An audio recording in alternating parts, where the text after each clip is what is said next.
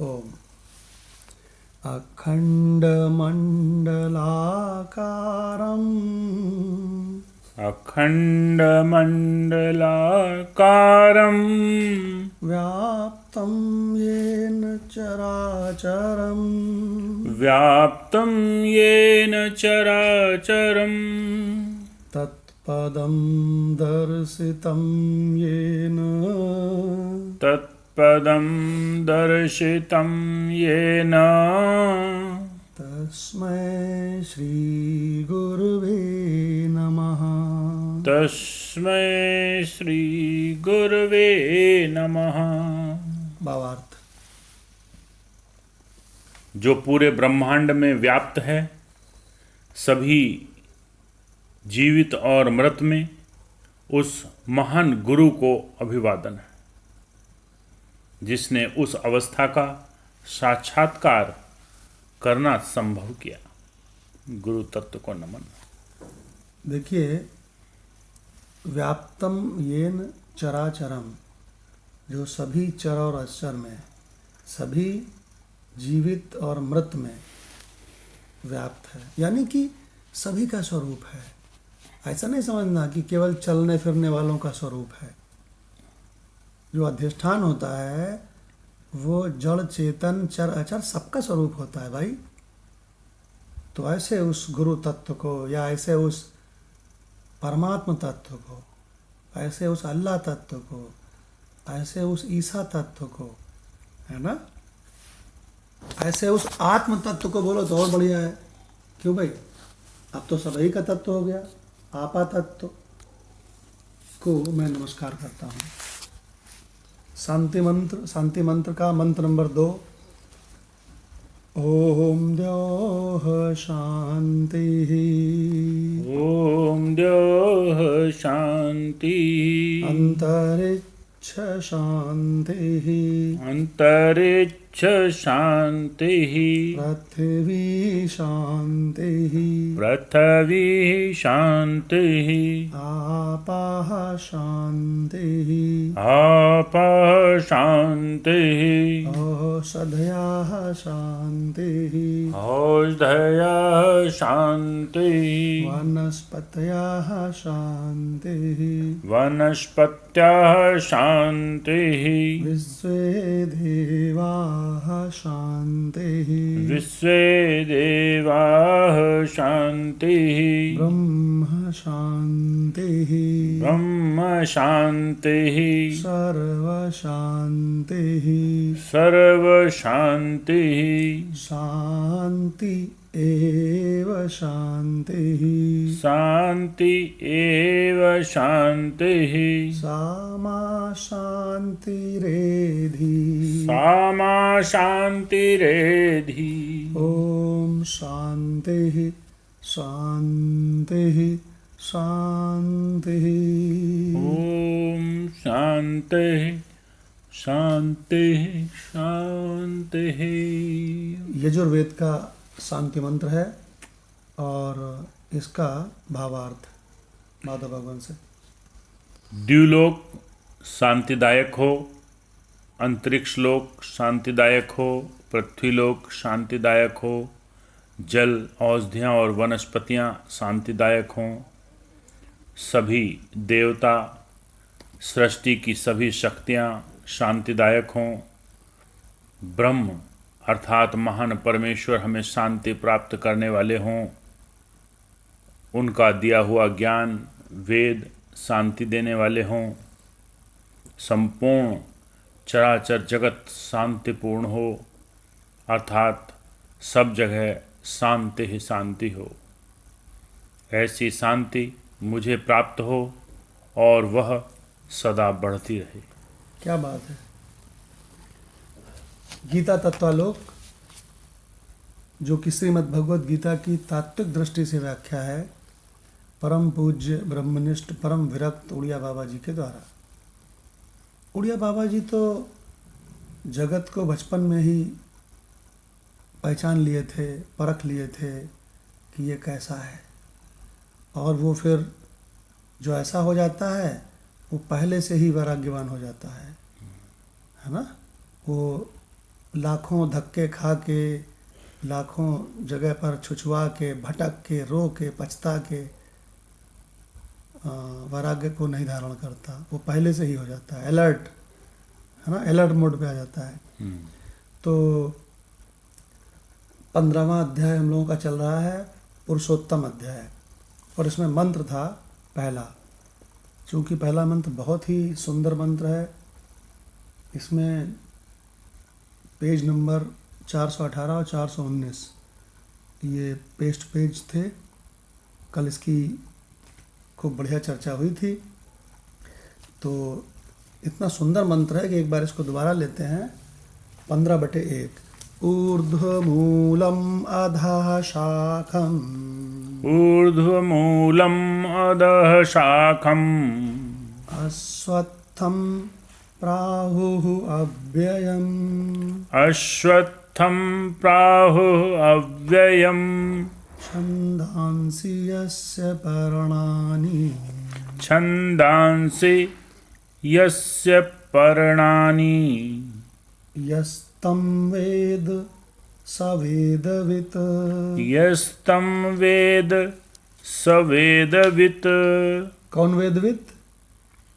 स वेदवित्, वह वेदवित् है। कौन वेदवित् है? जो संसार में सभी को, चराचर चराचर को उसके स्वरूप सहित पहचानता है, वो वेदवित् है। वो वेद को भी स्वरूप सहित पहचानता है।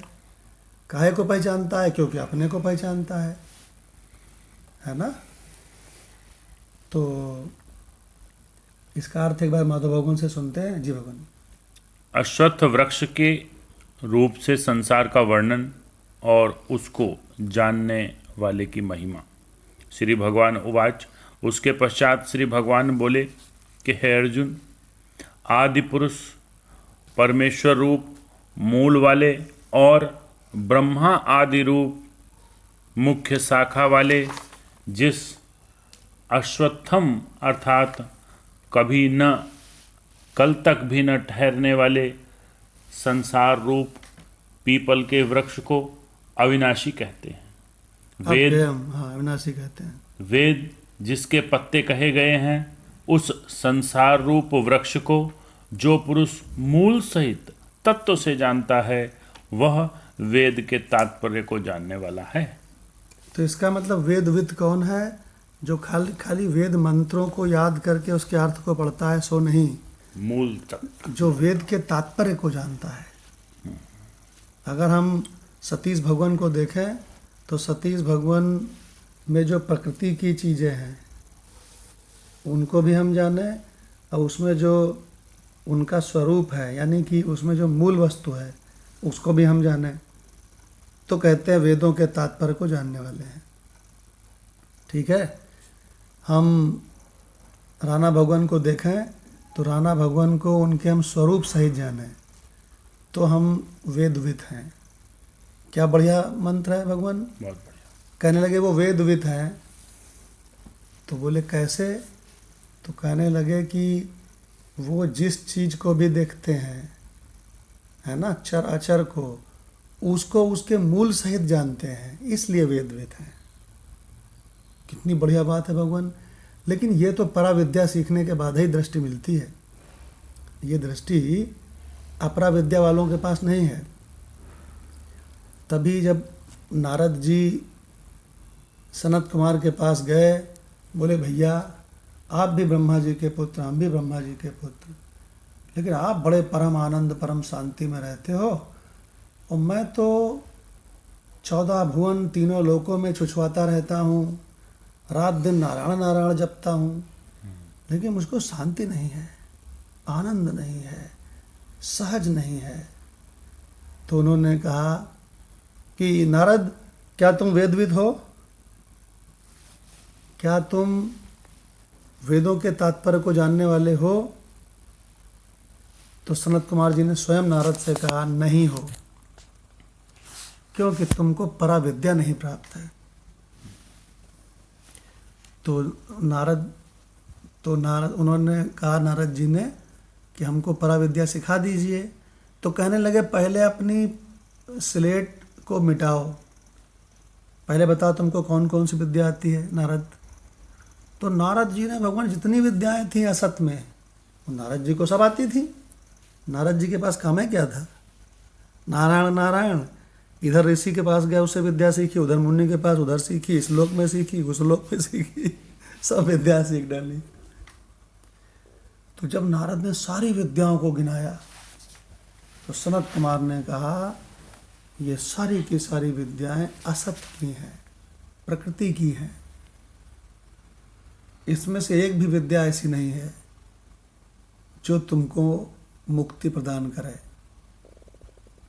संसारी विद्याएं हैं, physics, chemistry, math, English, computer, taxation, डॉक्टरी, इंजीनियरिंग, एस्ट्रोलॉजी, एस्ट्रोनॉमी, फलाना ढिकाना, सब के सब फंसाने वाली हैं, असत की विद्याएं हैं। कहने को तो विद्या है लेकिन है अविद्या, और इससे कोई तृप्त नहीं होता है।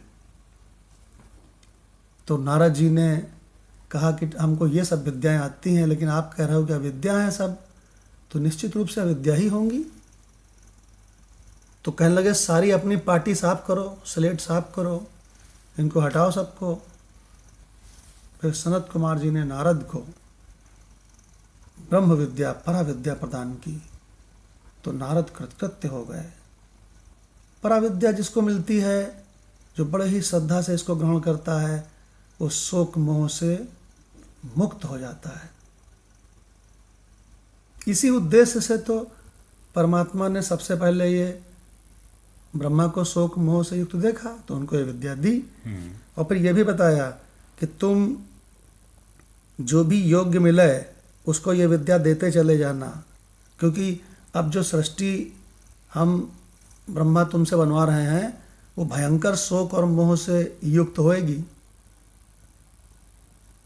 तो जो तुम्हारी शरण में आवे, तुम्हारे प्रिय होवे, जिनमें भरपूर श्रद्धा होवे, उनको तुम ये विद्या देना। जिनको विद्या देते जाओगे वो गुरु परंपरा से ही मिलेगी, वेदों को पढ़ के नहीं मिलेगी। और जिनको ये विद्या देते जाओगे वो सब शोक और मोह से छूटते जाएंगे। यही बात तो यहाँ भगवान भी बता रहे हैं कि वेदवित कौन, जो वेदों के तात्पर्य को जानता है। माधव भगवान, वेदों का तात्पर्य क्या यह है कि जिंदगी भर कर्मकांड कर करके मर जाओ? नहीं भगवान, अपने आप को जान लेना। क्या वेदों का तात्पर्य यह है कि जिंदगी भर उपासना करते करते मर जाओ? नहीं, उससे बढ़ के अपने स्वरूप को पहचाने। क्या वेदों का तात्पर्य यह है कि पूरी जिंदगी दान करते करते मर जाओ? नहीं। अच्छा, क्या वेदों का तात्पर्य यह है कि समाज की सेवा करते रहो रात दिन? नहीं, इसका भी कोई मीनिंग नहीं। क्या वेदों का तात्पर्य यह है कि क्या बोलते हैं, जो बोलो वो सत्य सत्य बोलो खाली, ये तात्पर्य है? नहीं। बिल्कुल। ये चीजें केवल आपको एक लेवल तक अधिकारी बनाने के लिए सहायक भर हो सकती हैं। वेरी गुड, क्या बात है। तो भगवान, कितनी बढ़िया बात है कि वेदवित कौन, जो इस असत सृष्टि के सभी को, हर चीज को, हर व्यक्ति को उसके स्वरूप के सहित जानता है, सो वेदवित, ये हम कह रहे हैं। तो कल इसकी बहुत सुंदर व्याख्या पढ़ी थी डॉक्टर अग्रवाल भगवान ने, तो आज इसकी व्याख्या सतीश भगवान से सुनते हैं, है ना जी। गीता तत्वालोक सतीश भगवान से। जी भगवान।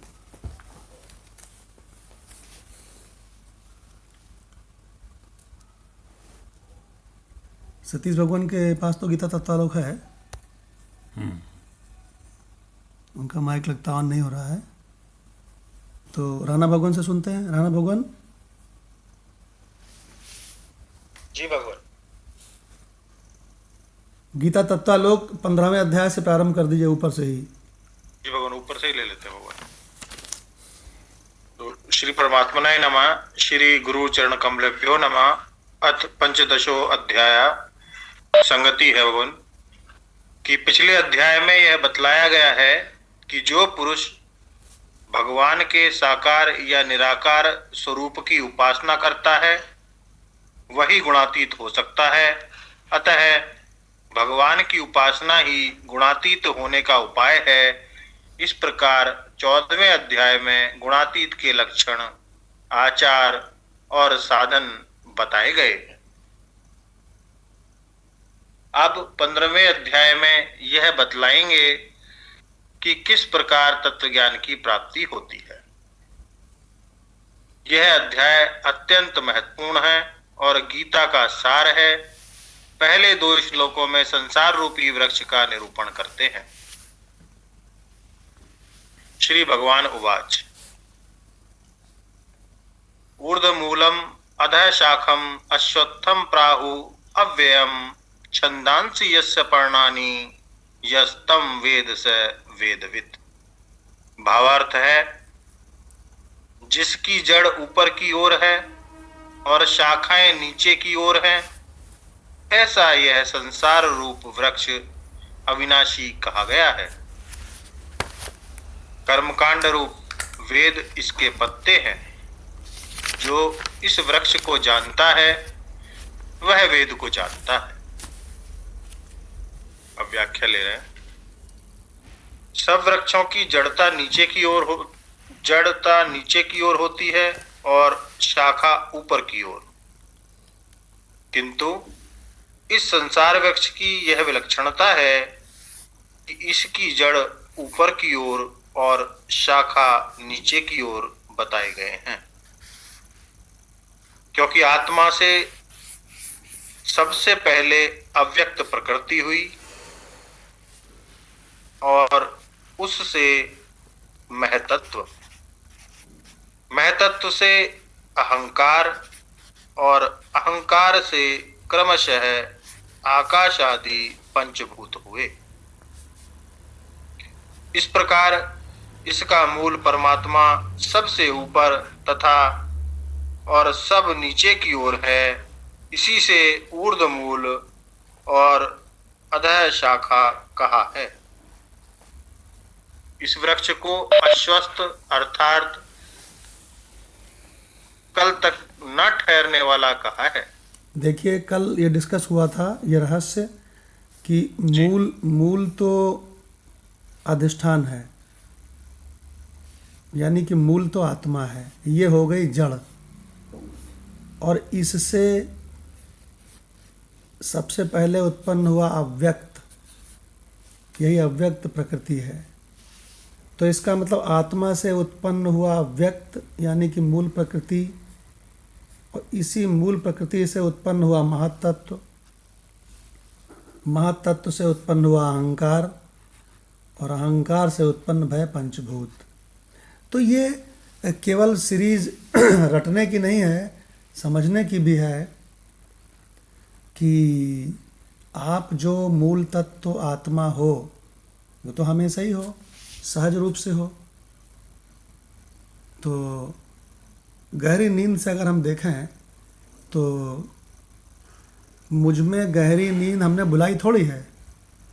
जैसे आकाश जो है बादलों को बुलाता थोड़ी है, अपने आप ही उसमें आ जाते हैं, समझे भाई जी। वैसे ही मुझ आत्मा ने, मुझ सर्वव्यापी आत्मा ने बुलाया थोड़ी ना है अव्यक्त को, गहरी नींद को, मूल प्रकृति को बुलाया थोड़ी है। लेकिन ये बादलों की भांति ये अपने आप ही प्रकट हो गए। तो आप देखते हो गहरी नींद में मूल प्रकृति अव्यक्त ही अव्यक्त, अव्यक्त ही अव्यक्त। लेकिन जैसे ही सवेरे उठते हो तो ये जो तीनों गुण साम्य अवस्था में रहे ये डिस्टर्ब हुए थोड़ा सा। तो देखिए भगवान इससे कुछ अंकुर फूट रहा है। तो सुबह सुबह जैसे ही उठे तो अभी अहंकार नहीं फूटा है, अहंकार का किल्ला नहीं फूटा है।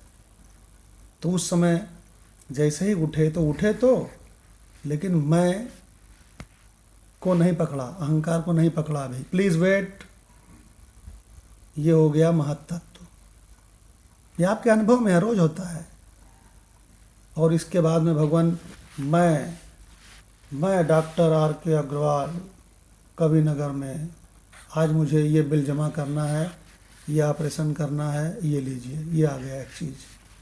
तो पहले अहंकार उत्पन्न हुआ, मैं डॉक्टर आर के अग्रवाल, ये उत्पन्न हुआ। इसके बाद अहंकार के भी आगे और किल्ले फूटे और विंडोज़ खुली, और ये पंचभूतात्मक सृष्टि। और शाम को सोते समय ये बिल्कुल इसी क्रम में वापस फिर विलीन भी हो जाते हैं। पंचभूतात्मक सृष्टि विलीन होती है अहंकार में, अहंकार विलीन होता है महत्तत्व में, महत्तत्व भी विलीन हो जाता है अव्यक्त में। अब बहुत सारे ऐसे महात्मा हैं जो अव्यक्त तक की बात बताते हैं। क्या कहते हैं? शून्य। अव्यक्त को क्या कहते हैं? शून्य। जी। कहते हैं शून्य में सब विलीन होता है, शून्य से निकलता है। तो शंकराचार्य जी से ये बात बोले तो शंकराचार्य जी मुस्कुराए, बोले शून्य में सब विलीन होता है, शून्य ही शून्य रह जाता है गहरी नींद में। ये बात देखी गई कि ये बात साक्षी वाली है, साक्षी युक्त है कि साक्षी रहित है? क्यों भाई, ये बात कोरी कल्पना है कि देखी गई, अनुभव की गई? तो कहें महाराज देखी गई है, बिना अनुभव किए गए कैसे कोई बात कही जाएगी? तो कहने जब देखी गई तो इसका मतलब जब सब शून्य है तो उस अव्यक्त की शून्यता को भी देखा गया। बोले हाँ महाराज देखा गया। तो शंकराचार्य जी ने कहा तुम्हारे हिसाब से परमात्मा कौन है? कहें यही शून्य है जिसमें सब विलीन हो जाते हैं, यही अव्यक्त है। तो शंकराचार्य जी ने कहा तुम्हारा ये जो शून्य रूपी अव्यक्त परमात्मा है ये ज़्यादा टिकाऊ है कि जो साक्षी है वो ज़्यादा टिकाऊ है? क्या माता भगवान? सब ढेर हो गए। नेचुरली साक्षी कहना पड़ेगा, साक्षी कहना पड़ेगा क्योंकि शून्य अवस्था तो आई और गई।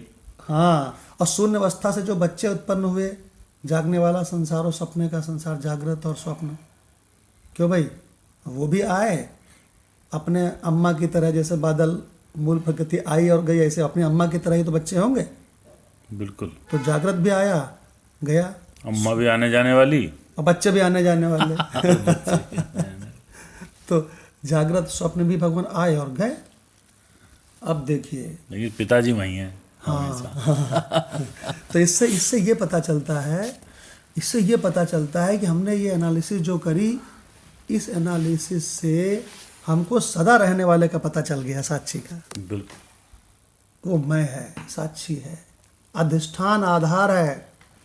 अरे जो कहते हैं कि परमात्मा हमारी माता के रूप में है, जगत जननी के रूप में है, माता के रूप में है, वो अधूरा जानते हैं। जो कहते हैं पिता के रूप में है, वो तो पिता है हमारा, वो भी अधूरा जानते हैं। भगवान कृष्ण ने पूरा बता दिया। क्या बता दिया? पिता अहम जगतो अस्य जगतो कामा, माता अहम, माता आल्सो अहम अस्य जगतो। और फिर क्या बोले? पितामह आल्सो अहम अस्य जगतो। और फिर क्या बताया? धाता आल्सो अहम अस्य जगतो। धाता माने धारण करने वाला, अधिष्ठान। ये सारा का सारा खेला मुझ अनंत सर्वव्यापी स्क्रीन में ही तो भासता है। तो इसका मतलब ठीक से कौन जाना? जो कहता है माता भी है, पिता भी है, पितामह भी है, धाता भी है, वो सही जानता है।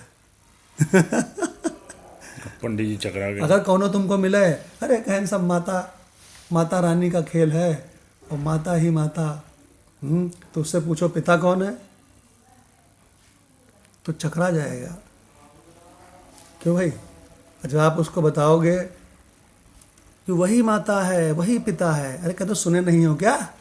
त्वम एव माता च पिता त्वम एव बंधु च सखा त्वमेव। तुम केवल माता पिता क्यों कहते हो? तुम बंधु भी तुम ही हो, सखा भी तुम ही हो। त्वम एव विद्या द्रविणम त्वमेव। द्रविणम धन भी तुम ही हो। अब लो, ये मंत्र भी पूरी बात नहीं कह पा रहा है, फिर इस मंत्र को ये कहना पड़ा, त्वम एव सर्वम मम देव देव। मम देव। त्वम एव सर्वम, त्वम एव सर्वम, यहाँ पे पूरी बात कह गया। और फिर आगे क्या कहता है, ये कौन है? तो कहता है मम मम देव। माम तत्व ही तो है देव देव। और ये जो त्वम एव माता च पिता त्वमेव में अधिष्ठान का रहस्य है, यही रहस्य भगवान ने उसमें खोला है। पिता हम मत्स्य जगतो माता धाता पितामहा वेद्यो पवित्रमोंकारा ऋक्साम यजुरेव च। तुम ही ओंकार हो, तुम ही ऋक हो, तुम ही साम हो, तुम ही यजु हो, तुम ही अथर हो। देखो भगवान क्या बढ़िया वेदांत। तो आशा है कि अब आप लोग खूब परफेक्ट हो गए होंगे। आत्मा से अव्यक्त, अव्यक्त से महत्तत्व, महत्तत्व से अहंकार, अहंकार से पंचभूतों का ये बहुत ही मूर्खतापूर्ण बवालबाजी, क्योंकि इससे किसी को हासिल तो कुछ होता नहीं है। माधव भगवान जिस संसार में वो लगा रहता है प्राण दे के, संत महात्मा कहते हैं भाई कहाँ उलझे हो, चकराता है ना। नहीं उस ये बताओ वापस में उससे क्या ले जाता है? कुछ नहीं ले जाता भगवान, जहाँ से चले लौट के बुद्धू वहीं को आ गए। कुछ नहीं ले जाता है। कल राणा भगवान का सत्संग आया था कि जिससे जिससे तुम प्रेम करोगे वो तुमको बहुत उड़ाएगा। बिल्कुल ये है भगवान इसका हाल। मतलब एक तरह से ये कह दो कि तुम फालतू में उलझ गए, फालतू में। ये फालतू के सिवा कुछ यहाँ इसमें हाथ तुम्हारे हाथ नहीं आएगा। कहाँ है कबीर अंत की बारी हाथ झाड़ी जैसे चले जुआरी। भगवान बना देना इसकी स्लाइड। कहाँ है कबीर कि बड़ा उलझे थे संसार में, तुम तो बड़े मकान पे मकान बना रहे थे, बड़ा रिश्ते नाते। मामा की लड़की की शादी है 1 सप्ताह वहाँ रहेंगे, मौसी के लड़के की शादी है 5 दिन वहाँ रहेंगे। अरे मूर्खा धीराज, नाश कर दिया मनुष्य जीवन। कहाँ है कबीर अंत की बारी हाथ झाड़ी जैसे चले जुआरी। देखो भगवान, कहाँ है कबीर अंत की बारी हाथ झाड़ी जैसे चले जुआरी।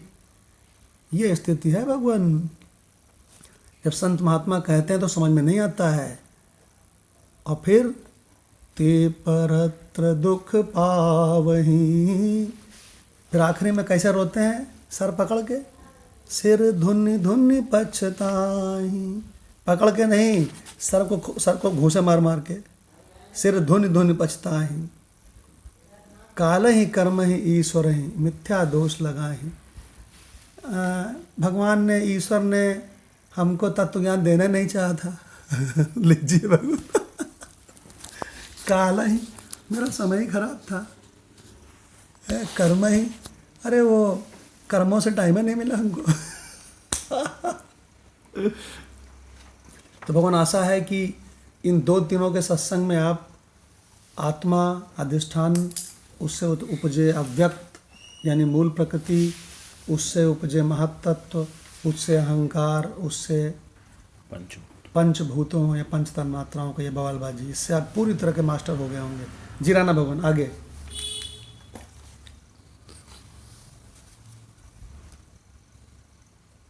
जी भगवान। तो अश्वत्थ अर्थात कल तक भी न ठहरने वाला कहा है, क्योंकि वह क्षणभंगुर है, इसका एक क्षण का भी विश्वास नहीं है।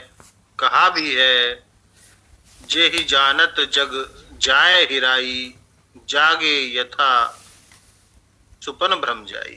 अब ये राणा भगवान ने दूसरा रहस्य बताया कि ये संसार कैसा, कल डॉक्टर भगवान ने भी पढ़ा था।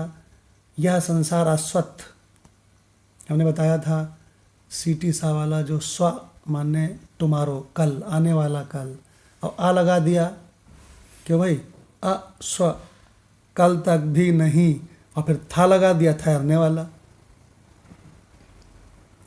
तो भगवान जो आज है कल ना रहे, प्रत्येक क्षण ही छीन हो, प्रत्येक क्षण बेवफाई करके हमको उल्लू बनावे, ऐसे विनाशी अश्वत्थ में कैसे विवेकी दीन हो।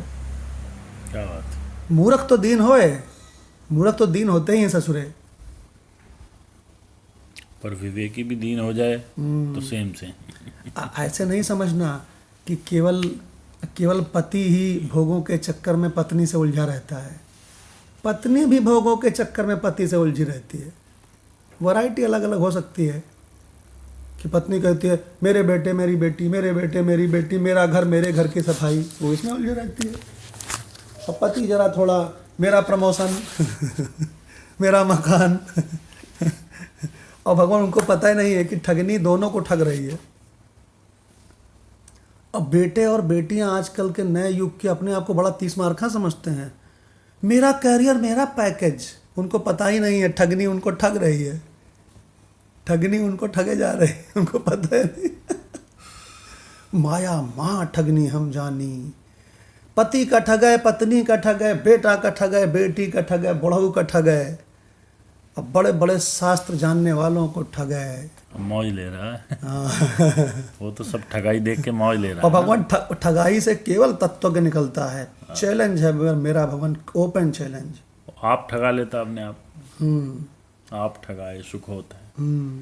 तो भगवान कहाँ है कबीर अंत की बारी, हाथ झाड़ी जैसे चले जुआरी। क्या बढ़िया भगवान कबीर साहब का। तो राणा भगवान ने एक तो असत्य बताया, दूसरा एक बात और बताया कि अगर कोई अधिष्ठान को जान ले तो क्या होता है। भगवान बहुत अच्छी तरह सुनो, अध्यस्त की सत्ता केवल तभी तक सच्ची रहती है जब तक उसके अधिष्ठान को न जाना जाए। ये पांडे भगवान का डिमडिम घोष है इस बात का। कहते भगवान ये संसार तभी तक सच्चा है जब तक इसके अधिष्ठान को नहीं जाना गया। अधिष्ठान को जानते ही ये ससुरा बिल्कुल झूठा हो जाता है, बिल्कुल झूठा अनुभव होने लगता है। देखिए एक बढ़िया बात सुनाते हैं।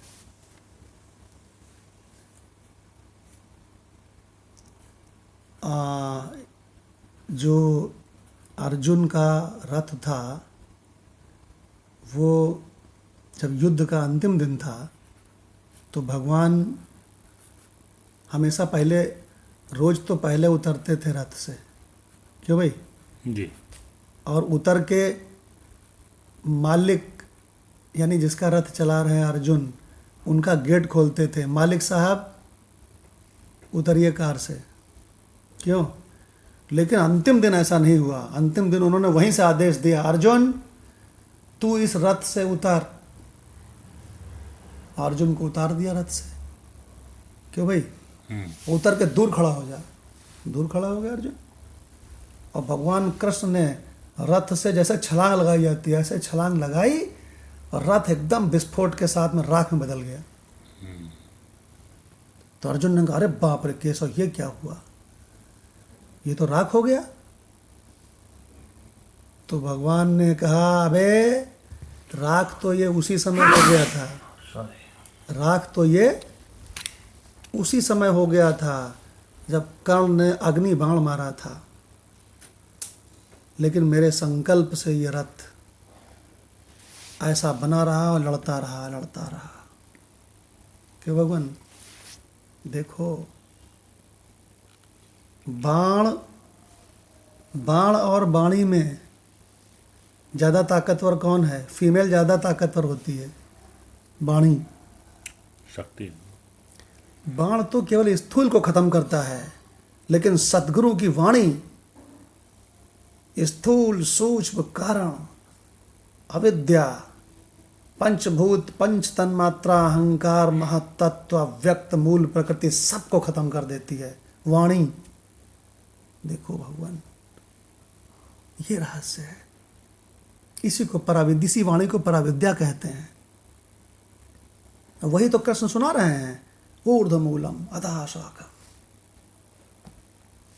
स्वरूप टॉप क्लास वस्तु है, लेकिन ईश्वर अधः शाखा, जरा नीचे की चीज है, असत की चीज है।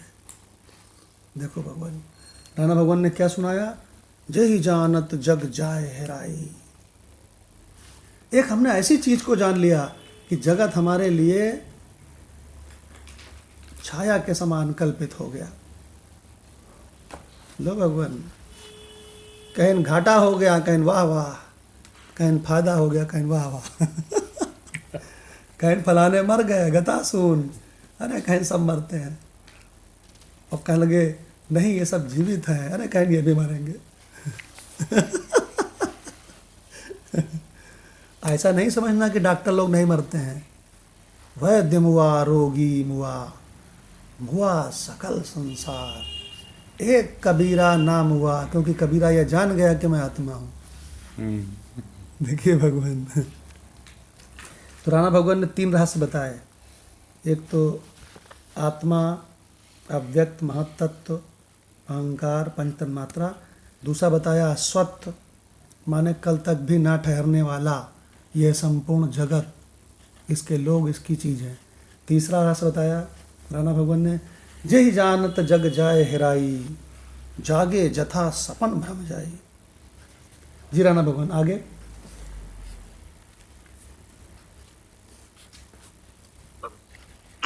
इसके आगे बता रहे हैं भगवान कि अर्थात इसको तत्व से जानने पर यह एक क्षण में नष्ट हो जाता है, गजब। फिर भी इसे अव्यय या अविनाशी कहा है, क्योंकि इसका प्रवाह समाप्त नहीं होता। अनादिकाल से इसकी परंपरा इसी प्रकार चली आ रही है, अथवा इसका मूल परमात्मा अविनाशी है, इसलिए यह वृक्ष भी अविनाशी है। अथवा ज्ञान होने पर भी अज्ञान ही का नाश होता है, संसार का नहीं। यह तो ज्यों का त्यों बना रहता है, केवल ज्ञान दृष्टि से ही इसकी सत्ता नहीं रहती। देखिए अब राणा भगवान ने अगला रहस्य क्या बताया इस पे। तत्वतः जान लेने पर ये एक क्षण में नष्ट हो जाता है। अब फिर क्या बताया कि इसका जो इसकी चमक है, ये जो झूठा है, सो ये संसार वैसे ही चलता रहता है जैसा है। इसको समझिए, अगर आपने ये जान लिया कि ये मरुमरीचिका है, यहाँ जो जल दिख रहा है ये है ही नहीं, क्यों माधव भगवान जी, ये जान लिया, तो जानने के बाद आप जब दोबारा फिर देखोगे तो वो जल की तरह दिखेगा कि नहीं? बिल्कुल दिखेगा। लेकिन आपका क्या फ़ायदा हुआ? ये फ़ायदा हुआ कि हम जल बुद्धि नहीं रही, जल बुद्धि नहीं रही, हम ये जान गए कि ससुरा झूठा है। दिखेगा अब भी वैसा ही, दिखेगा जल ही। इसका मतलब ये संसार को जब तुम पहचान लेते हो, अरे ये तो ससुरा बिल्कुल छाया है, एकदम झूठा है ही नहीं कहीं, उसके बाद भी ये पहले जैसा दिखेगा, व्यवहार करता रहेगा, करना है तो ससुरे को। ये बात बहुत इम्पॉर्टेंट है। कहने लगे इससे फ़ायदा क्या हुआ? तो बोले इससे फ़ायदा ये हुआ कि जब कोई ज्ञान सीखने जाएगा तो अज्ञानी लोग उसको पकड़ के बांधेंगे नहीं। क्यों भाई? कहेंगे मेरा संसार सुरक्षित बना रहेगा, इसको ज्ञान सीख लेना। इसी को तो कहा जीवन भी होगी, मुक्ति भी होगी। हाँ, अगर उसको ये पता चल जाए ज्ञान सीखेंगे तो संसार पूरा खत्म हो जाएगा, तो उसको ज्ञान सीखने जाने के पहले बांध दें रस्सों से, तो कितना बढ़िया है, कितना बढ़िया है। अरे अज्ञानी ठगे लोगों, तुम्हारा संसार वैसा ही चलता रहेगा और मुझे तत्व से जानकर मेरा छूट भी जाएगा। एक्चुअली ज्ञान डिस्ट्रक्टिव नहीं है। ज्ञान डिस्ट्रक्टिव नहीं है, इसका मतलब ज्ञान घड़ा बना है और घड़े बने हुए घड़े को ही कहता है मिट्टी है, ये मतलब हुआ। अगर तोड़ के पहचाना तो क्या पहचाना? तो क्या पहचाना? ज्ञान में प्रध्वंसा भाव नहीं है, अत्यंता भाव है। ठीक है जी राणा भगवान आगे। अब इसके जानने के विषय में कह रहे हैं कि इसका जानना यही है कि इसकी उत्पत्ति माइक है। क्या बात है। जैसे कि अध्याय 8 श्लोक 18 में कहा है, अव्यक्तात् व्यक्तया सर्वा प्रभवन्ति। अव्यक्त माया से उत्पन्न हुआ मन भी अव्यक्त है और यह सृष्टि मनोमयी है, अतः इसे मनोमात्र जानना ही इसे जानना है। जैसे नीम का बीज कड़वा होता है तो उससे उत्पन्न हुए वृक्ष के पत्ते, छिलके लकड़ी आदि भी कड़वे ही होते हैं।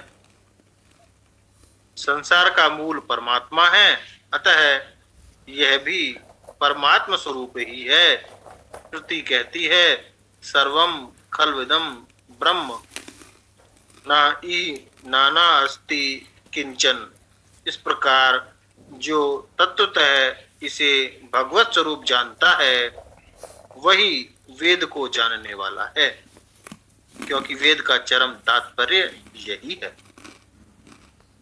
तो अब राणा भगवान ने अगला रहस्य क्या बताया कि जिसको ज्ञान हो गया है उसके लिए तो ये मरीचिका जैसा, एक बिल्कुल छाया जैसा, एकदम झूठा, उसको ये एकदम मिथ्या लगता है और मज़े से व्यवहार करता रहता है।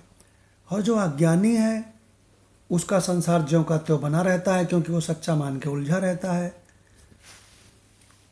तो इसका मतलब ज्ञान दृष्टि वाले के लिए ये इसका रहस्य खुल जाता है, और अज्ञान दृष्टि जिसके पास पासवर्ड नहीं है उसका भगवान ये वैसे का वैसा वो उलझा रहता है, जनता मरता रहता है इसी आभास में। फिर आगे क्या कहते हैं, इसको जानना क्या मतलब हुआ? भगवान ने कहा यस तम वेद, वेद माने जानना, तो कहते हैं इसका जानना यही है कि उसकी उत्पत्ति मायावी है। असल में ये उत्पन्न नहीं हुआ है, ये वैसे ही है जैसे कि सपने का जगत उत्पन्न होए। सपने का जगत मतलब वो सचमुच उत्पन्न होता है कि खाली वो झूठा ही है जो दिखता है? मनोराज्य होता है वो समाज, माइक है, माइक। इसके बाद राणा भगवान ने क्या रहस्य खोला? सर्वम खल्विदम ब्रह्म न इह नानास्ति किंचन। यहाँ पर नानात तो नहीं है, अनेकता बिल्कुल नहीं है। एक अखंडित ब्रह्म असंग अजन्म अदृश्य अरूप अनामे। बस केवल एक अखंड ब्रह्म ही जगमग जगमग जगमग कर रहा है। देखिए भगवान, केवल एक अखंड परमात्मा, और कहीं कुछ है ही नहीं। मूल ज्ञान न सूक्ष्म न स्थूल समष्टि न व्यष्टि पनो नहीं तामे। पहली लाइन में बता दिया अन्वय करके, मैं सबका जो मूल स्वरूप है सो एक है। एक अखंडित ब्रह्म असंग अजन्म अदृश्य अरूप अनामे। और दूसरे में क्या बता दिया? तो इसका मतलब क्या हुआ कि किसी महात्मा ने क्या दिव्य लिखा है कि जो अपना स्वरूप है ना, मैं एक अखंडित ब्रह्म असंग अजन्म अदृश्य अरूप अनामय। जितने वेदांत परिवार में सबका नाम रख दो हैं। मैं एक, स्वामी एकानंद सरस्वती। फिर मैं अखंडित, स्वामी अखंडानंद सरस्वती। फिर मैं ब्रह्म, तो स्वामी ब्रह्मानंद सरस्वती। फिर असंग, तो असंगानंद सरस्वती। फिर अजन्म, स्वामी अजन्मानंद सरस्वती। फिर अदृश्य, स्वामी अदृश्यानंद सरस्वती। फिर अरूप, तो स्वामी अरूपानंद सरस्वती। फिर स्वामी अनामय, तो अनामयानंद सरस्वती। लो, कितना बढ़िया बात है भगवान। अन्वय से पहले स्वरूप को दिखा दिया, फिर व्यतिरेक से सबको बता दिया कि मूल ज्ञान न सूक्ष्म न स्थूल समष्टि न व्यष्टि पनो नहीं तामे। देखिए भगवान बता दिया कि अव्यक्त से लेकर के पंचभूत पंच तन्मात्राओं तक इनका किसी का एग्जिस्टेंस नहीं है। देखिए भगवान, लिखने वाले ने तो इसमें और भी लिखा है कि कहने लगे कौन कौन सी चीज़ें नहीं हैं। क्या कह रहे हैं? कौन कौन सी चीज़ें है ही नहीं। तो कहते हैं नोट करो, ना ईश्वर है, ना सूत्रात्मा है, ना विराट है। नोट करो। जो सब पढ़ाया था मिटा रहे हैं। हाँ, सब मिटा रहे हैं, है ना। नहीं है जी, है ना। कौन कौन चीज़ें नहीं है? नहीं है में ईश न सूत्र विराट न प्राज्ञ न तेजस विश्व स्वरूप न जामे। ये नहीं है की सीरीज है। कैसी सीरीज है? भोग न जोग न बंध न मोक्ष, नहीं कछु बामे अरु है सब बामे। उसमें कुछ नहीं है उस अधिष्ठान में, और बाद में कहते हैं अरु है सब बामे, और सब है उसी में। देखो भगवान क्या गजब की स्तुति है। तो भगवान राणा भगवान ने बताया रहस्य 8/18 का। भगवान ने 8/18 में क्या रहस्य बताया है? अव्यक्त से सब उत्पन्न भय हैं, अव्यक्तात् व्यक्तयः सर्वाः। एक स्लाइड अगर बना दोगे इसकी, अव्यक्तात् व्यक्तयः सर्वाः 8/18। अव्यक्तात् व्यक्तयः सर्वाः, व्यक्त से ही सब उत्पन्न भय हैं, प्रभवंती, और फिर उत्पन्न होते हैं अहरागमे, रात्र्यागमे प्रविलीयन्ते। तो भगवान ये माधव ये बताया राणा भगवान ने। फिर राणा भगवान ने क्या बताया? ये मनोमात्र ही सृष्टि है। जब मन उत्पन्न होता है तब ये दिखती है, जब मन लय होता है तो नहीं दिखती है। फिर राणा भगवान ने ये रहस्य बताया। फिर क्या बताया? सर्वम खलविदम ब्रह्म, ये सारी की सारी सृष्टि चम चम चमकती, दम दम दमकती परमात्मा ही है। जो तत्वतः इसे भगवत स्वरूप जानता है वही वेदों के तात्पर्य को जानने वाला है, बाकी तो समझे ही नहीं शास्त्रों के रहस्य को। जी राणा भगवान, अब प्रश्न लीजिए।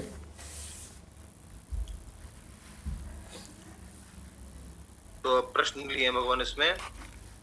तो पहला प्रश्न लिया है कि वेदविद तो भगवान को जानने पर होना चाहिए, जो संसार को जानता है उसे वेदविद क्यों कहा? बाबा जी समाधान कर रहे हैं कि जाना तो संसार ही जाता है, जाना तो संसार ही जाता है, स्वस्वरूप तो जाना नहीं जाता। जिसका यह अनुभव है संसार मुझसे भिन्न, मुझ में है, सब कुछ मैं ही हूँ, सबका अत्यंत अभाव है, केवल मैं ही हूँ, वही संसार को जानता है और वही वेदविद है।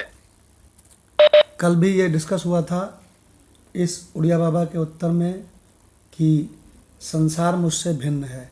पहले इस बात को जानो। बोले जान गए? बोले हाँ जान गए। तो कहने लगे क्या कद्दू जान गए? संसार मुझ ही में है, अब ये जानो। तो बोले हाँ ये भी जान गए, मुझ अनंत चेतना में ही तो सब दिख रहा है। तो कहें हाँ ये जान गए मुझ ही में है। तो बोले सब कुछ मैं ही हूँ, ये जान गए? बोले हाँ सब कुछ मैं ही हूँ, ये जान गए। तो कहने लगे सबका अत्यंत अभाव है, ये सब है ही नहीं, ये जान गए? बोले हाँ ये भी जान गए। तो बोले अच्छा अब और आगे जानो, केवल मैं ही मैं हूँ, ये जान गए? बोले हाँ ये भी जान गए। तो अब कैसा लग रहा है? बोले अब बहुत मज़ा आ रहा है, केवल मैं ही मैं हूँ। अब पत्नी से लड़ाई नहीं होगी क्योंकि केवल मैं ही मैं हूँ। ऑफिस में नौकरी नहीं करनी पड़ेगी क्योंकि ऑफिस ही नहीं, केवल मैं ही मैं हूँ। ईश्वर के आगे सर नहीं झुकाना पड़ेगा क्योंकि ईश्वर है ही नहीं, केवल मैं ही मैं हूँ। कहने लगे मृत्यु, तो कहें जब केवल मैं ही मैं हूँ तो मृत्यु कहाँ से आ गई? मृत्यु है ही नहीं। देखो भगवान पूर्णमदः पूर्णमिदम्, अब तो पूर्णत्व की अनुभूति कर रहा है, केवल मैं ही मैं हूँ। जी राणा भगवान, अगला प्रश्न। अगला प्रश्न है भगवान कि सबका अत्यंत अभाव है, इसका क्या तात्पर्य है?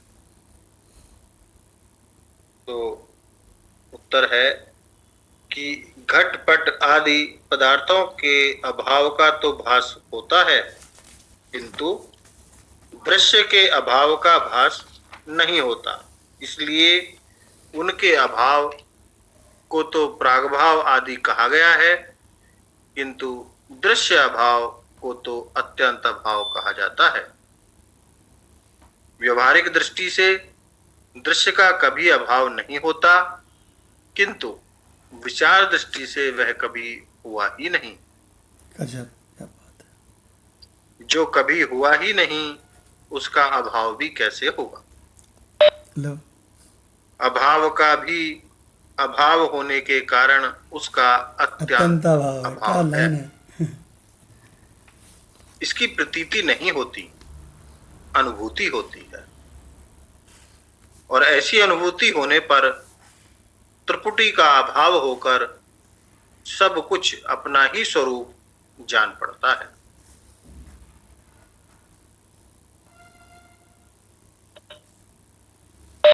तो भगवान अगला इसमें राणा जी। भगवान ने क्या बताया कि देखो व्यवहारिक दृष्टि से इस दृश्य का कभी अभाव नहीं होता, लेकिन जो विचारक हैं वो कहते हैं इसका अत्यंत अभाव है। वो जानते हैं इस रहस्य को।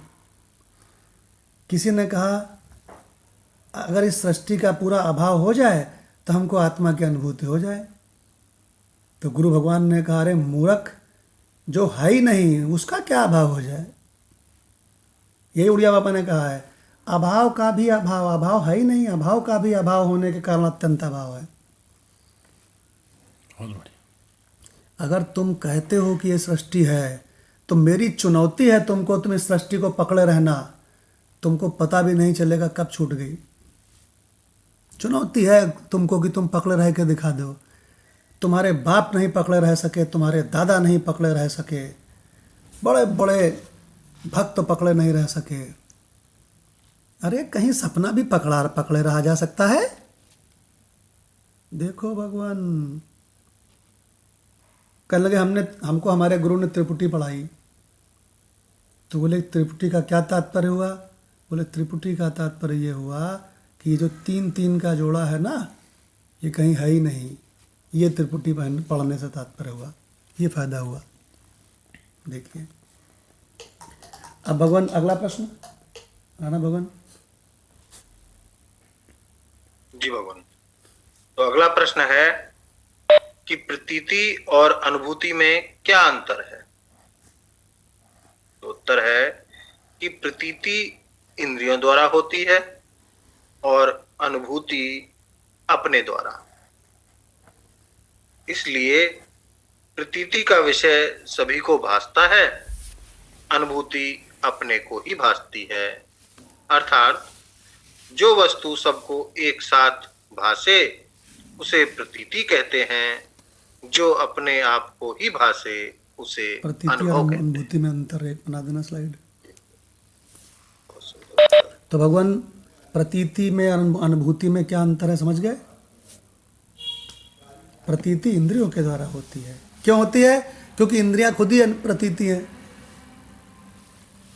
उड़िया बाबा से किसी ने कहा स्वामी जी आप कहते हैं संसार मिथ्या है ही नहीं, लेकिन हमारी आंखों से तो दिखता है। तो उड़िया बाबा हंसे, बोले आंखें भी है ही नहीं। आंखें भी तो संसार ही है। इसको कैसे समझें? सपने में 2 जने बैठे हैं, एक जने तत्वज्ञ हैं। उन्होंने कहा ये जो तुम देख रहे हो ना सपने के दस, ये है ही नहीं। तो दूसरा कहता है नहीं मेरी आंखों से साफ साफ दिखते हैं। तो तत्वज्ञ कह रहा है वहाँ पर आंखें भी नहीं है का ही हिस्सा है। नहीं है को सच्चा देख रही है। बहुत बढ़िया। क्या बढ़िया एग्जाम्पल है। तो भगवान इस प्रकार से ये समाप्त होता है। कंचन भगवान से रिक्वेस्ट है गीता रसंता का ले लें भगवान, अध्याय 15 पुरुषोत्तम अध्याय। जी भगवान। जी भगवान प्रणाम भगवान। जी प्रणाम। अब 15वां अध्याय प्रारंभ करते हैं। भगवान बोले कि आओ थोड़ा वेद का भी परिपोषण किया जाए। हम वेद का परिपोषण करने के लिए ही तो सभी साधनों का परिपोषण करते जा रहे हैं।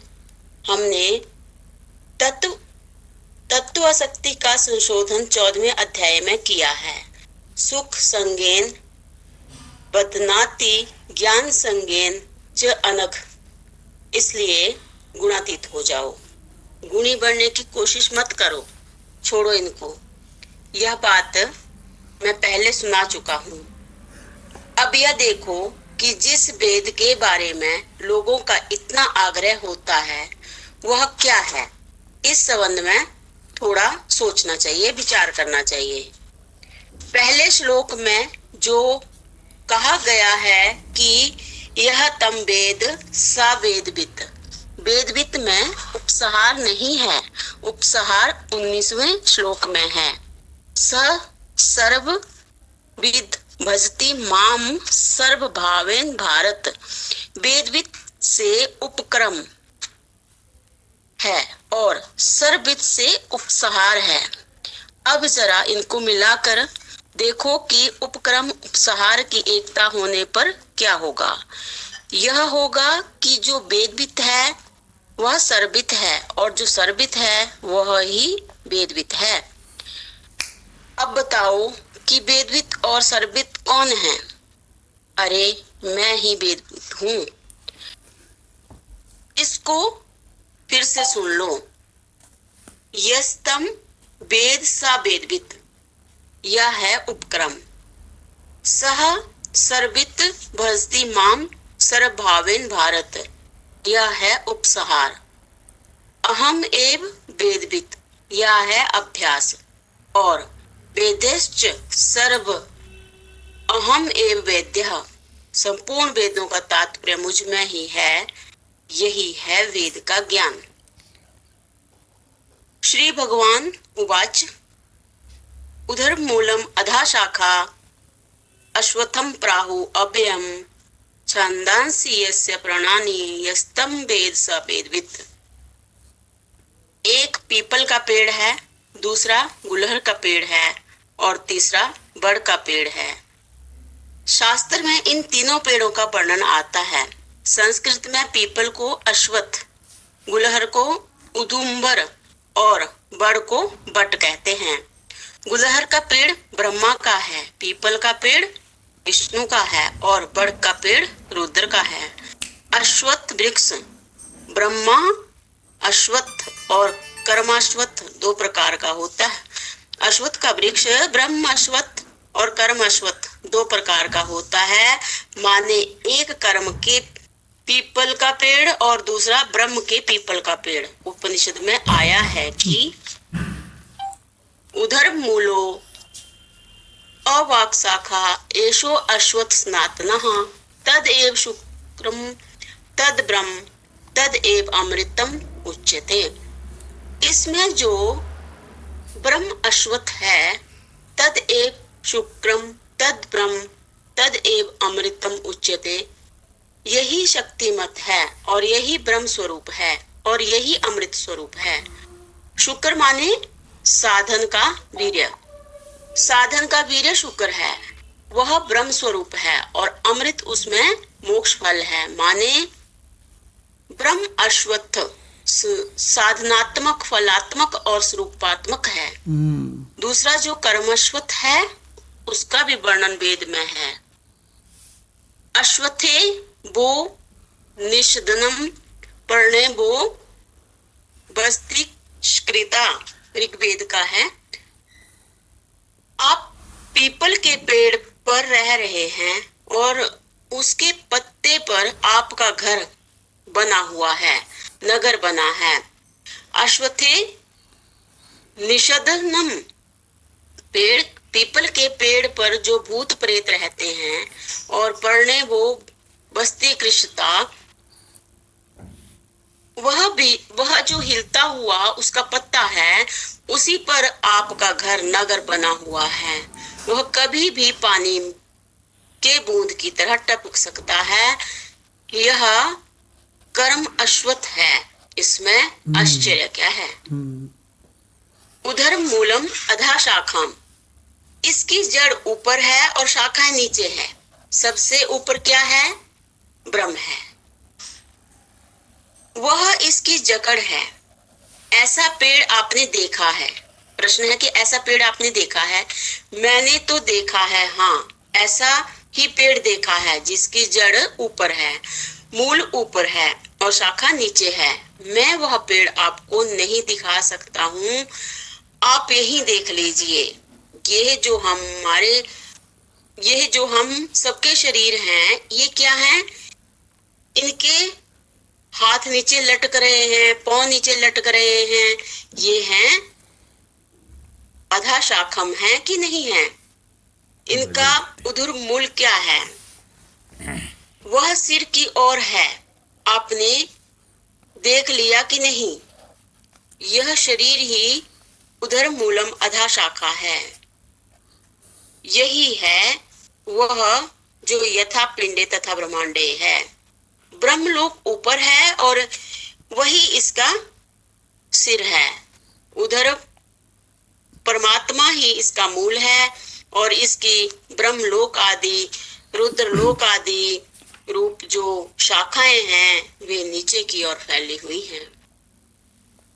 अश्वत्थम, अश्वत्थ माने शवो अपि न तिष्ठति, यह कल तक रहने वाला नहीं है, बदल जाएगा। असल में देखिए अभी कंचन भगवान ने कितने अद्भुत अद्भुत चीज़ें अभी यहाँ पर सुनाई। नंबर 1 ये पेज नंबर गीता रस रत्नाकर का पेज नंबर 537, इसमें सबसे पहला रहस्य ये आया कि ज़्यादा गुणी बनने की कोशिश मत करो। अरे कहन इसी वाली बिटिया से शादी करना अपने लड़के की, बोले क्यों, कहन बहुत गुणी है। तो गुणी को महत्व अज्ञानी देते हैं, ज्ञानवान किसको महत्व देते हैं, कृष्ण किसको महत्व देते हैं, गुणातीत को। अरे कहन इसी लड़के से शादी करना, लड़का बहुत गुणवान है, बड़ा गुणी है। तो कहते हैं गुणी है तो फंसेगा संसार में, गुणी है भगवान यह तो गुण ही मिलाते रहते हैं यहाँ गुण मिलाते रहते हैं, मतलब फसावट कितने डिग्री की है ये मिलाते हैं। लीजिए भगवान, बड़े वाली फसावट होगी। भगवान सबसे पहले कंचन भगवान ने यह रहस्य सुनाया कि गुणी बनने की कोशिश मत करो, छोड़ो इनको। भगवान बनाना यूट्यूब में स्लाइड, क्या बढ़िया स्लाइड बनेगी। जैसे एक स्लाइड बना दो ऊर्ध्व मूलम अधा शाखम, क्या बढ़िया स्लाइड है। अगर गीता के मंत्रों में के छोटे छोटे पार्ट उठा के स्लाइड बनाओगे तो कम से कम बनेंगी 1,00,000 स्लाइड, और सब एक से एक बढ़िया। क्या कह रहे हैं, गुणी बनने की कोशिश मत करो, छोड़ो इनको। और दूसरा रहस्य क्या सुनाया, गुणातीत हो जाओ। अब भगवान कृष्ण ने गीता में चिल्ला चिल्ला कर कहा है, त्रय गुणया विषया वेदा, वेद तो तीनों गुणों का बहुत वर्णन करता है, लेकिन मैं तुमको वेद से बड़ी बात बताता हूँ, क्योंकि मैं परमात्मा हूँ। वेद बड़ी बात बताएगा कि परमात्मा? परमात्मा। परमात्मा। तो भगवान ने क्या कहा, निस्त्रय गुणयो भव अर्जुन, अर्जुन तुम गुणातीत हो जाओ। ये कंचन भगवान ने सुनाया। फिर कंचन भगवान ने क्या सुनाया कि वेदवित कौन, तो बोले वेदवित वही है, जो वेदवित है वो सर्ववित है, ये सुनाया। और भगवान कहते हैं कौन वेदवित है, कौन सर्ववित है, तो कहते हैं वो है अपना असली मैं, जो हमेशा रहता है, स्वरूप। ठीक है। फिर आखिरी में क्या कंचन भगवान ने सुनाया, संपूर्ण वेदों का तात्पर्य क्या है, मुझ में। तो कहें अबे संपूर्ण वेदों का तात्पर्य ये नहीं है कि तुम पूरे दिन हवन करते रहो। अगर तुम ये उसका तात्पर्य समझो तो महामूर्ख हो। संपूर्ण वेदों का तात्पर्य ये भी नहीं है कि तुम पूरे जीवन दान करते रहो। अगर तुम ये समझो तो महामूर्ख हो। संपूर्ण वेदों का तात्पर्य ये भी नहीं है कि तुम इस पूरे संसार की सेवा करते रहो, बिल्कुल ऐसा तात्पर्य नहीं है।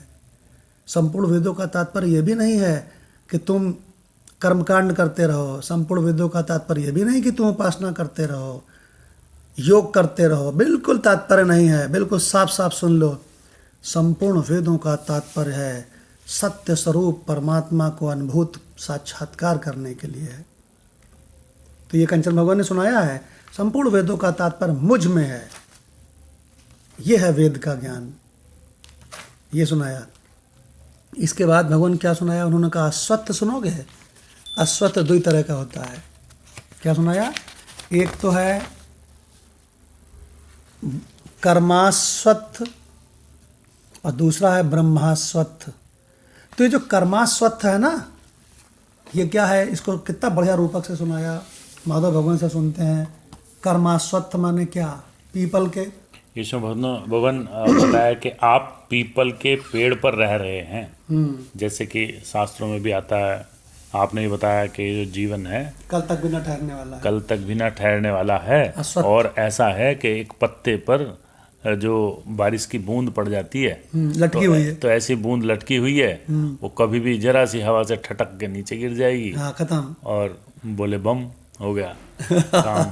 तो उसी तरीके से वो समझा रहे हैं पीपल के वृक्ष से कि जो तुम्हारा नगर है, तुम्हारा घर है, ये सब इस पे उस ऐसे बूंद की तरह पड़ा हुआ है। पीपल के वृक्ष में तुम रह रहे हो कहाँ? तो कहते हैं पीपल के पत्ते में। पत्ते पे रह तो रहे कहें पत्ते में ही तुम्हारा घर है, पत्ते में तुम्हारा नगर है, पत्ते में तुम्हारा विश्व है। तो और भाई, पीपल के पेड़ पे कौन रहते हैं? भूत प्रेत। अब बोले तो कहते पीपल का भूत पत्ता ही। हिलता क्यों है इतना? तो कहते हैं चूंकि इसमें भूत प्रेत रहते हैं। एक व्यक्ति से किसी ने पूछा भवन कि वे भवन ये बताइए कि वो भूत कहते हैं घोस्ट जो है वो है कि नहीं है? तो उन्होंने बोला कि भूत से बात कर तो रहा है हाँ, बिल्कुल ठीक कहा कि ये तुम्हारा व्यक्त भूत है और अभी तुम्हारे में से यहाँ जीव निकल जाएगा तो अव्यक्त भूत तो हो वो जाए। अव्यक्त भूत हो जाएगा। कि यहाँ भूतों का ही तो खेला है सब। ये भगवान ने वो तो उन्होंने मना भी नहीं किया। भगवान ने इसको बताया है, भूत ग्रामम इदम सर्वम। हाँ, भगवान कृष्ण की लैंग्वेज है। भूतों का गांव है ये। हाँ, देखो आपको एक बढ़िया बात बताएं, जिज्ञासु किसे कहते हैं? बहुत ध्यान से सुनना, विवेकानंद जी की बात है। स्वामी विवेकानंद जी पूरे गांव में ये सुनते थे कि गांव के बाहर उस विशाल पीपल के वृक्ष के ऊपर भूत रहता है। तो विवेकानंद जी ने कहा हमने पुरुष को पहचान लिया, स्त्री को पहचान लिया, सबसे बात कर ली, बच्चों से बात कर ली, गाय का रंभाना देख लिया, वो उसका आ बोलती है ना, आ इसका रंभाना देख लिया, और वृक्षों का खड़खड़ाना देख लिया, पक्षियों का फड़फड़ाना देख लिया। यार भूत क्या होता है? भूत से भी जरा मिलें, उसको देखें, जरा उससे भी बात करें। इसकी जिज्ञासा हुई। तो विवेकानंद जी रात को 1 बजे उठ के उस पीपल के वृक्ष के पास गए, कहें गुरु आज भूत को भी देखेंगे। तो किसी ने कहा भूत खा जाएगा नरेंद्र। तो उन्होंने कहा खा जाए तो खा जाए, लेकिन मेरी जिज्ञासु हूँ मैं, जिज्ञासु। अपनी जिज्ञासा को पूरी करने के लिए मैं शरीर को भी छोड़ दूंगा। इसको कहते हैं जिज्ञासु, ये हम बता रहे हैं आपको। बिल्कुल। तो भगवान वो गए और भगवान उसी पेड़ के ऊपर जा करके, पीपल के पेड़ पे चढ़ते चले गए, ऊपर जाके बैठ गए। नरेंद्र इज वेटिंग फॉर भूत। भूत आएगा, फिर मैं उसको देखूंगा, उससे बात करूंगा, तो मेरी जिज्ञासा पूरी हो जाएगी आज भूत क्या होता है। तब तक उसी गांव के लोग कुछ शादी से लौट रहे थे, काफ़ी दूरी से जा रहे थे। तो उन्होंने देखा पेड़ पर एक आदमी बैठा है और पेड़ हिल रहा है, वो पैर हिला रहा है। सब लोगों ने कहा अरे दैया, हम लोग हमेशा कहते रहे कि इसमें भूत रहता है, वो देखो भूत दिख रहा है बैठा। तो विवेकानंद जी ने कहा सुनो सुनो, मैं हूँ मैं। तो उन्होंने कहा अरे बाप रे, वो तो बुला रहा है, वो तो कह रहा है मैं हूँ मैं, भागो। सब अपनी गठरी पटरी छोड़ के भागे गांव में, कहने लगे आज तो सचमुच में भूत देखा। तो विवेकानंद जी लौट के उतर के आए सवेरे और कहने लगे, वही लोग मिले, कहने आज हमने उस पेड़ वहाँ भूत देखा। तो कहने कै बजे की बात है? कहने बजे हुई हैं, 2-2:30 बजे हुई हैं। तो उन्होंने कहा वो मैं बैठा था, ससुरे भूत वूत कुछ नहीं होता है। जिज्ञासा पूरी कर ली। भगवान जो अपनी जिज्ञासा पूरी करने के लिए प्राण दे दे, उसको कहते हैं जिज्ञासु। क्या आप अपनी जिज्ञासा को पूरी करने के लिए प्राणों के बराबर मूल्य दे सकते हो? इसको कहते हैं जिज्ञासु। ये मैं बता रहा हूँ। तो वो भी एग्जाम्पल आता है ना, महात्मा जी ने शिष्य को उसमें पानी में डुबो दिया जानबूझ के। वो आपको बड़ा अच्छा लगता है? हाँ, मतलब कि वो जो बहुत अच्छा छटपटा लगता रहा है उस समय, तो क्यों छटपटा रहा है? कि जी अपने श्वास के लिए छटपटा रहा हूँ। तो ऐसी छटपटाहट तेरी ज्ञान के लिए है क्या? हाँ, ये बोला। जिसकी ऐसी छटपटाहट होती है उसको तत्व ज्ञान निश्चित हो जाता तो है। होगा। हाँ, जैसे कि हमारी पत्नी ने कहा कि एक को चुन लो, या तो मुझे चुन लो या आत्मज्ञान को चुन लो, तो हमको आत्मज्ञान को चुन लिया। भगवान इसको कहते हैं जिज्ञासु। तो भगवान समय काफ़ी हो गया है जी। और जो कंचन भगवान ने अभी सुनाया है कर्मास्वत्थ और ब्रह्मास्वत्थ, इसकी गीता रस रत्नाकर की चर्चा फिर होगी। 3 दिन की छुट्टी है, 8, 9, 10 3 दिन की छुट्टी है आउट ऑफ स्टेशन होने के कारण। तो ये दोबारा से चलेगा गीता रस रत्नाकर से। तो भगवान समय काफ़ी हो गया है, 1 मिनट के लिए हम लोग अपने स्वरूप में बैठेंगे, फिर सत्संग समाप्त होगा। अपने अनंत आत्म स्वरूप में बैठो, जिसमें सब जगत प्रतीत होता है मिला जाता है, प्रतीत होता है मिला जाता है, लेकिन मैं ज्यों का त्यों परिपूर्ण। 1 मिनट के लिए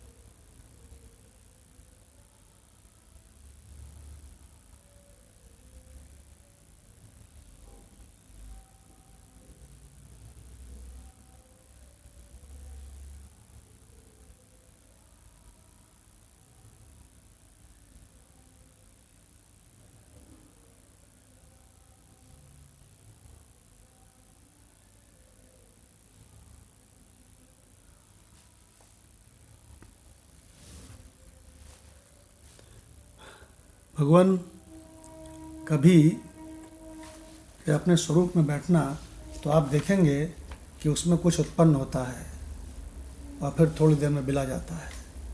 एक आवाज़ प्रकट होती है, कोई ध्वनि प्रकट होती है, थोड़ी देर में बिला जाती है। अगर हमेशा रहता है तो वो केवल आत्मस्वरूप में, यही अधिष्ठान है, यही परमात्मा है, यही तुम हो। ओम शांति शांति शांति। प्रणाम भगवान।